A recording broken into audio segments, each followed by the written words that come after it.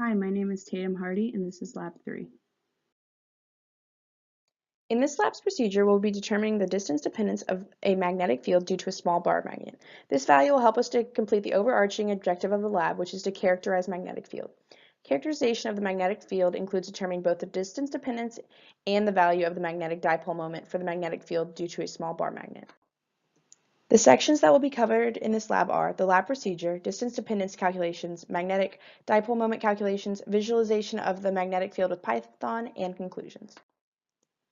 The distance dependence for this lab was n equals negative 2.993, and the magnetic dipole moment was mu equals 0.05087 amp meters squared. To start the lab, I put the bar magnet at one end of an east-west oriented meter stick with its axis pointed along the meter stick. I then placed my magnetic field detector a few centimeters away from the magnet. After careful calibration, I found where the sensor was located within my magnetic field detector. The sensor location was then lined up along the east-west axis and served as the endpoint of all of our distance measurements. Measurements were then taken to determine the distance dependence of magnetic field.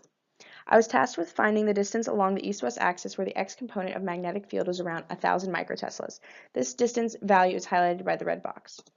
This process was then repeated 2 more times, and the distance values that produced a magnetic field around 1,000 microteslas were averaged.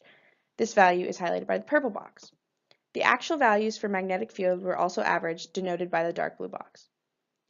The average value was then multiplied by a scalar factor of 1.5, and the magnetic field detector was moved to this distance from the bar magnet. The magnetic field at the distance was recorded. This procedure was repeated 2 more times, and the average magnetic field was calculated as denoted by the orange box. This procedure was then repeated for distance values of 1.75 times the original distance and 2 times the original distance. To calculate the distance dependence of the magnetic field due to the bar magnet, the average distance and the magnetic field values were input into a logarithmic variation of the Biot-Savart law.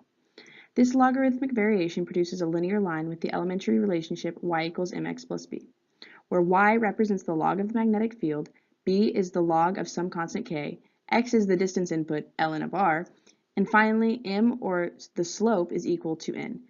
Using this principle, we are able to find that the value of n is equal to negative 2.993. To calculate the value of the magnetic dipole moment, we are to use the Biot-Savart law. Now, the value of the magnetic dipole moment is buried within the k value of the Biot-Savart law. So, for the on-axis magnetic field due to a small bar magnet, k equals mu naught times mu divided by 2 pi. After simple algebraic manipulation, we find that mu equals b times 2 pi times r to the n all over mu naught. By using values of r, n, and b indicated by the purple boxes, we find that mu equals 0.05087 amp meters squared.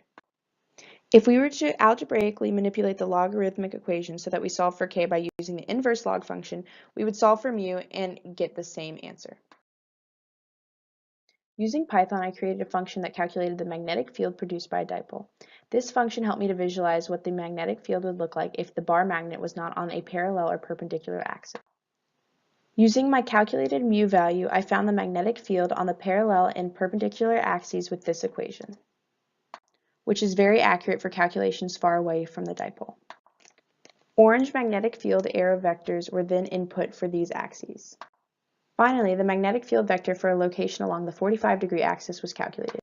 A yellow arrow was printed to represent this vector. This is the resultant image when the code is run. If the experiment had not compensated for magnetic north, we would have had to account for a y component in the experiment, much like we had to in the Python code. Accounting for magnetic north simplified our equation quite a bit, since we did not have to account for a component of magnetic field along another axis, nor did we have to use the complex magnetic field calculation that we had to use in the Python code. If you were to stick 2 magnets together end to end and repeat the lab, I would expect the R values to be shorter, since the strength of the magnet is directly correlated to the weight of a magnet. More magnets equates to a greater magnetic field influence. My conclusions were as follows. Magnetic field and distance dependence have an inverse relationship. The magnetic dipole moment is hidden within the constant value k, And accounting for magnetic north greatly simplifies our equations. Thank you so much for listening. This was my Lab 3.